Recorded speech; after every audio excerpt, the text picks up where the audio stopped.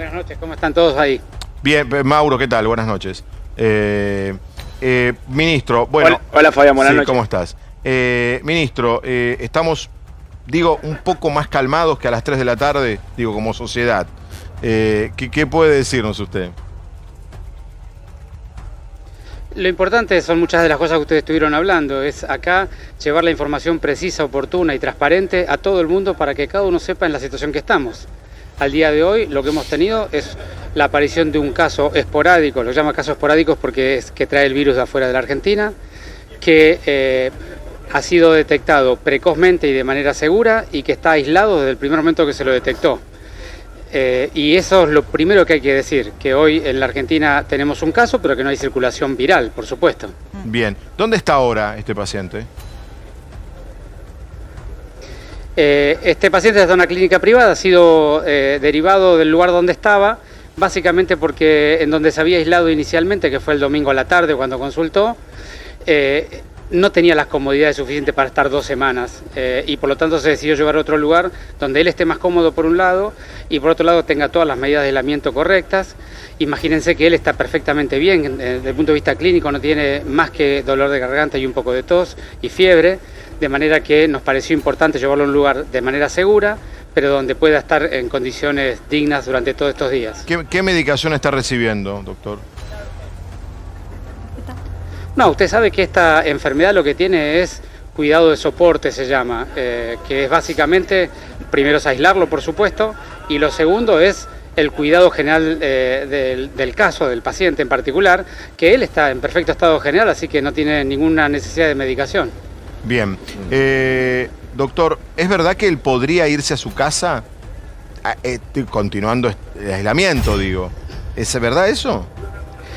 Digamos, hay un protocolo definido, digamos, en la Ciudad de Buenos Aires que ha sido diseñado y supervisado por un comité de expertos y coordinado con el Ministerio de Salud de la Nación, que dice en esta etapa, porque es muy importante que ustedes sepan que todas las respuestas que damos y los expertos y los especialistas que también ustedes tienen en el piso, que explican perfectamente bien la situación, es que en esta etapa en que estamos, lo que estamos diciendo vale al día de hoy y cada día puede ir cambiando la dinámica de la situación. Claro. Al día de hoy, el protocolo que nosotros tenemos es, frente a un caso sospechoso, se lo detecta precozmente y se lo aísla. Ahora, se hacen los estudios del caso, que tarda 24 o 48 horas, sí. y una vez que se confirma, se lo aísla institucionalizado. Bien. De manera que el protocolo nuestro es, ya sea en el sistema privado o en el sistema público, los casos se aíslan institucionalizados. Ministro, lo que le quería preguntar, ministro, como usted recién decía, sin llevar alarma, pero teniendo en cuenta que ha aparecido un caso en la Argentina ya confirmado, tomando en cuenta lo empírico, lo que conocemos, por ejemplo, en Italia tuvimos la información del primer caso y como usted bien sabe, esta persona estuvo en contacto con otras, en un vuelo, etcétera. Y rápidamente eran 19 y a las 48 horas eran cientos. ¿Puede en la Argentina esta noticia terminar en esa misma espiral, digamos, de otros casos que aparezcan con el correr de las horas? Aquí en la Argentina eso es muy poco probable por múltiples motivos. El primer motivo es que en Italia no detectaron nunca el caso cero, es decir, no saben cuándo entró el virus a circular, claro, y cuando ya notaron la situación había circulado. Cuestión que no se ve aquí. Lo segundo, en Italia hay invierno y aquí hay verano. Claro. Lo tercero es el paciente que nosotros tenemos en la Argentina, llegó asintomático a la Argentina. Y quiero aclararles, porque escuché algunos comentarios del piso, es que en el periodo asintomático la contagiosidad es extremadamente baja o casi nula. Con lo cual el paciente empieza a ser contagioso, por llamarlo de una manera, a partir de que aparece la fiebre y la fiebre alta. Por eso es que tenemos la tranquilidad de que si bien él ha estado por muchos lugares... Lo cual quiere decir, doctor, que entonces en el avión, en principio, lo cual quiere decir que en principio él en el avión no contagió a nadie. Es baja. O baja. Digamos, es baja. Lo que... la probabilidad es baja a muy baja, lo que significa que nosotros nos vamos a ocupar de identificar a todas las personas que tuvieron contacto intenso o intensivo o cercano con el paciente. Sí, por supuesto, tenemos la lista, ya hemos hablado con ellos y hemos trabajado en el autocortelamiento. Es decir, que lo que se hace es digamos, en términos precautorios, las personas que tenemos en la lista y que vamos a seguir cotidianamente tienen muy baja probabilidad de haberse contagiado.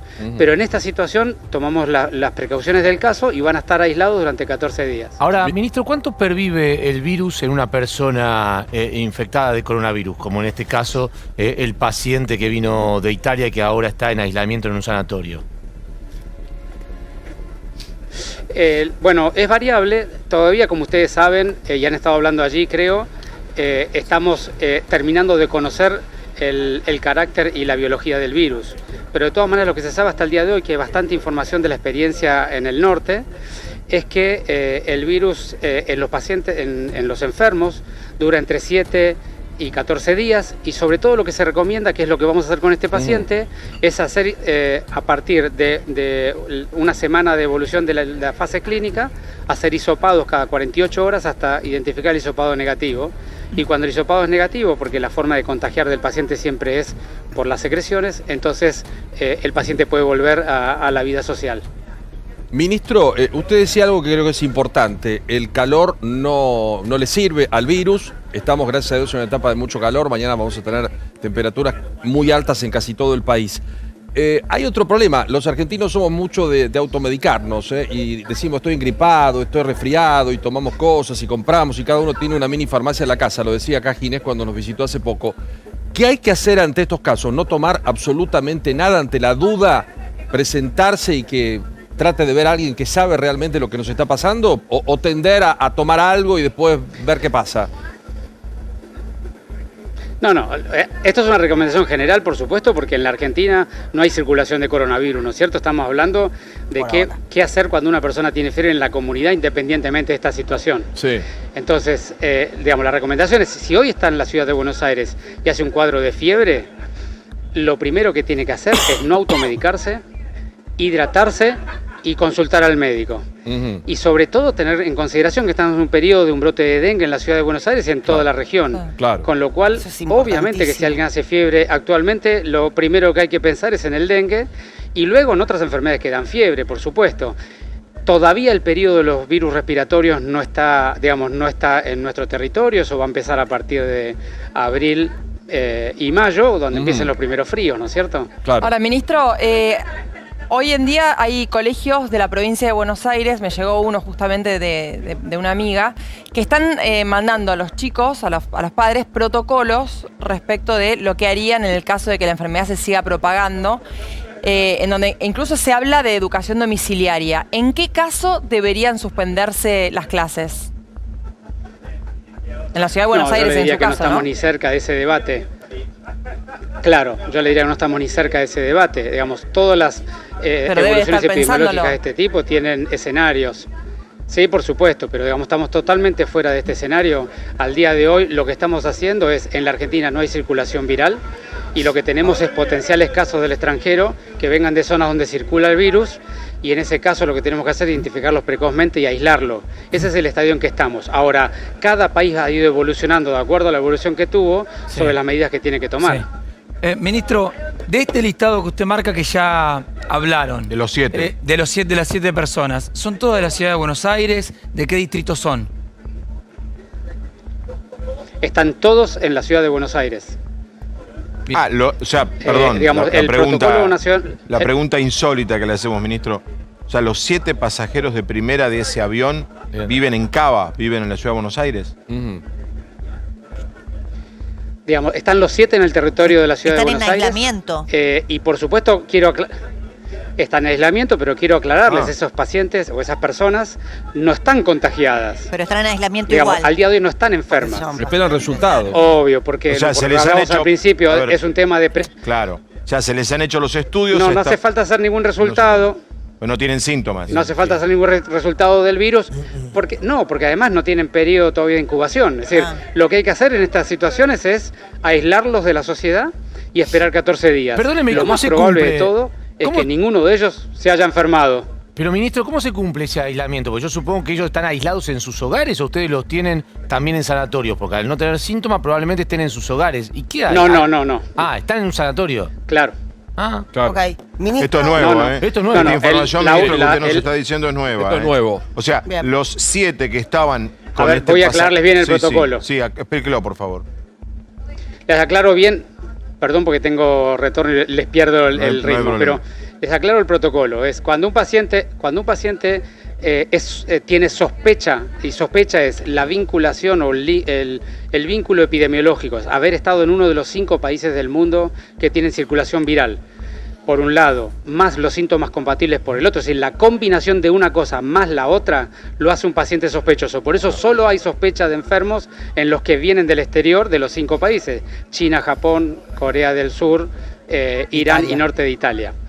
Esas personas que vienen norte de Italia, esas personas que vienen de allá, que es el caso de este paciente, estuvo en Milán, esas personas que vienen para aquí, si hacen síntomas compatibles, tienen criterio sospechoso. De los sospechosos que han venido a la Argentina, más de 20 sospechosos que hemos tenido, todos han dado positivo para otros virus respiratorios, que es lo más común que trae una persona que viene del extranjero. Y este en particular dio positivo para el coronavirus. Bien. Ahora, el protocolo de la Ciudad de Buenos Aires lo que hace es aislamiento institucionalizado del sospechoso y aislamiento domiciliario de los contactos íntimos del sospechoso. ¿Por qué? Porque el sospechoso tiene probabilidad de ser un caso sí, confirmado contagio, claro. y los contactos íntimos tienen muy poca probabilidad, probabilidad de haberse contagiado. Ministro, una pregunta para que entendamos Así mejor es. todo lo que está pasando entre lo que es morir y no morir por coronavirus. ¿Cuál es la diferencia entre alguien que lo contrae y muere y entre alguien que lo contrae y no muere? Gracias por la pregunta, es muy importante para llevar tranquilidad. Lo primero que sabemos de este virus es que es un virus que enferma a las personas entre 20 y 80 años. Los menores de 20 años, menores de 10 prácticamente muy poquito, no hay ningún muerto de menores de 10 y muy poquita tasa de infección, y entre 10 y 20 también muy pequeña cantidad. Entre 20 y 80 enferma. Ahora, el 80% de los casos son como el que tenemos nosotros, y es un paciente que tiene tos, fiebre y le duele la garganta, y no hay otra cosa más que eso. Por supuesto que para estar seguros que evolucione bien hay que esperar la evolución completa de los 10 días que le correspondan a la enfermedad.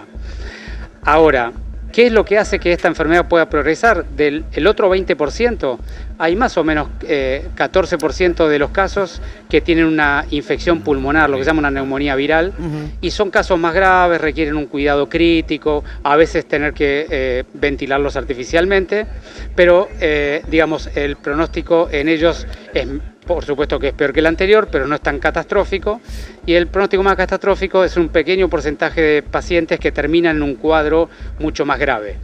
Ahora, lo que se sabe también es que los cuadros graves se dan sobre todo en los mayores de edad y sobre todo los que tienen enfermedades predisponentes, enfermedades previas que lo debilitan al paciente, y esta enfermedad lo que termina de hacer es quitarle el resto que le queda. ¿Como algún cuadro previo de neumonía o alguna inmunodepresión? Una inmunodepresión, una enfermedad crónica, una enfermedad oncológica. Le voy a hacer una pregunta, debilidad de alguna ministro, enfermedad que... aprovechando que explica muy bien, es muy didáctico, le voy a hacer una pregunta que en realidad es para nosotros, pero me gustaría ver qué opina usted. ¿Por qué tiene más prensa el coronavirus que el dengue? Esa es una buena pregunta. Yo creo que yo diferenciaría la prensa del alarmismo. Porque a mí me parece que esta situación tenga mucha prensa me parece importante, y te explico por qué. Si bien al día de hoy, por supuesto que la mayor mortalidad por lejos de virus respiratorios es el de la gripe, y de hecho en este invierno del norte han muerto mucho más personas. La común no gripe esta, que por la coronavirus. común, la común no La gripe esta. común, La gripe por común. supuesto. La gripe común, claro. Si bien eso es verdad cuantitativamente, la gripe tiene dos cuestiones que la hacen, de alguna manera, la gente primero ya la conoce y hay una vacuna para prevenirla, que previene un alto porcentaje de los casos. Y la segunda cuestión es que la gripe tiene cierto nivel de protección inmunológica, es decir, que hay muchísima gente en el mundo que ya tuvo gripe y todos los años, si bien cambia el virus y cambia un poco y puede infectar de vuelta, hay muchísima gente que ya tiene inmunidad para los virus que corren cada año. A diferencia de la gripe, el coronavirus es un virus que por primera vez llega al ser humano desde los animales, y por lo tanto ningún ser humano, o si ustedes quieren la cantidad de susceptibles a enfermarse, es enorme, prácticamente toda la población mundial. Entonces lo que hay que tomar mucho recaudo, y por eso acá hay una palabra que es esencial y se llama tiempo. Y en esto tenemos una cosa que ha sido muy buena para nosotros, y es que ocurrió en el invierno del norte y no del sur. Y otra cosa muy importante para todo el mundo, que la Organización Mundial de la Salud ha coordinado muy bien con los países del norte, y los países del norte han hecho trabajos excepcionales en términos de contención, porque cada semana que pasa en el norte, y esto no se difunde más, nos da tiempo a entender la enfermedad y nos da tiempo a preparar las herramientas para tratarse o prevenirse. Bien. Ministro, muchísimas gracias. Ha sido muy amable con nosotros y muy didáctico, además. No, por favor, un gusto y gracias por darnos la oportunidad de llevarle a la población información correcta y oportuna, porque es lo que la gente necesita. Gracias, Mauro. Gracias también.